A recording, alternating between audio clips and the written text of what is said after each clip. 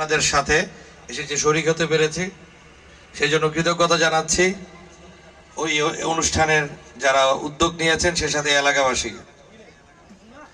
আমি শ্রদ্ধা ভরে স্মরণ করছি মহান স্বাধীনতা যুদ্ধে যারা শাহাদাত বরণ করেছেন, সে সাথে 17 বছরের ফেসিবাদ বিরোধী আন্দোলন, 90-এর গণ অভ্যুত্থান থেকে 24-এর গণ অভ্যুত্থানে যারা আত্মত্যাগ করেছেন, শহীদ হয়েছেন, সকলের রুহের মাগফিরাত কামনা করছি। সে সাথে যারা বিভিন্নভাবে আহত অবস্থায় আছেন তাদের সুস্বাস্থ্য কামনা করছি।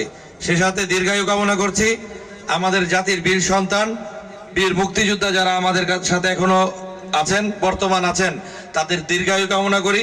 আমরা যেন আরো অনেক সময় তাদের পাশে পাই, তাদের কাছ থেকে যেন অজানা অনেক ইতিহাস আমরা জানতে পারি। আমি এখানে আসার পরে সবচেয়ে অভিভূত হয়েছি যে বিষয়টি, এই যে টার্পের এখানে লেখা আছে নো স্মোকিং জোন।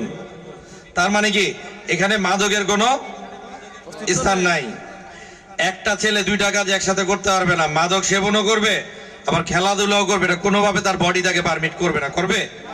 সুতরাং এটা বোঝা যায় যারা খেলাধুলার সাথে আছে তারা অটোমেটিকলি মাদকের বিরুদ্ধে থাকবে। আমাদের সিদ্ধান্ত নেওয়ার সময় হয়েছে, আমাদের ছেলেপেলেদেরকে মাঠে রাখবো নাকি বদ্ধ ঘরের মধ্যে বন্দি করে তাদের মাদকাসক্ত বানিয়ে রাখবো। সেই জন্য যারা এই টার্প করেছেন তাদের প্রতি আমি কৃতজ্ঞতা জানাচ্ছি। যদিও এটা বাণিজ্যিক ভাবে করেছেন, তারপরও এটা সমাজের জন্য অত্যন্ত উপকারী একটি জিনিস করেছেন। এই জন্য আপনাদের প্রতি আমার শুভকামনা রইল। যদি কোনো জায়গায় কোনোভাবে আমার কোনো সহযোগিতা, এমপি মহোদয়ের কোনো সহযোগিতা আপনাদের প্রয়োজন হয় জানাবেন, ইনশাল্লাহ আমরা পাশে থাকার অঙ্গীকার ব্যক্ত করছি। সেই সাথে আমি সবসময় মাদকের বিরুদ্ধে কথা বলি। এটা আসলে মাদকের বিরুদ্ধে কথা বলতে গেলে সারাদিনই বলা যাবে বিভিন্ন কিছু। তবে একটা জিনিস মাথায় রাখতে হবে, বিভিন্ন সময় মাদক বিরোধী অনেকেই কথা বলেন কিন্তু নিজেই মাদক সেবী, মাদক বিরোধী মিছিল করেন সাথে সব মাদক ব্যবসায়ীদের নিয়ে। এই ধরনের সঙ্গ ত্যাগ করতে হবে। আমরা যা মুখ দিয়ে বলি তা যেন আমাদের কাজে প্রমাণিত হয়, এই জায়গাটা আমরা ঠিক থাকতে হবে।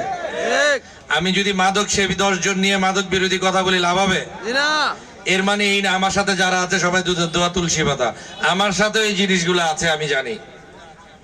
আমি প্রতিনিয়ত তাদেরও সাবধান করি, সাবধান হয়ে যান যে আমার সাথে হাঁটবেন, ছবি তুলবেন, আবার এলাকায় যে আরেকটা কাজ করবেন, এগুলা কিন্তু একটা নির্দিষ্ট সময়ের পরে কিন্তু মানুষ বোঝে, মানুষ বোকা না, মানুষ অনেক ভালো বুঝে এখন।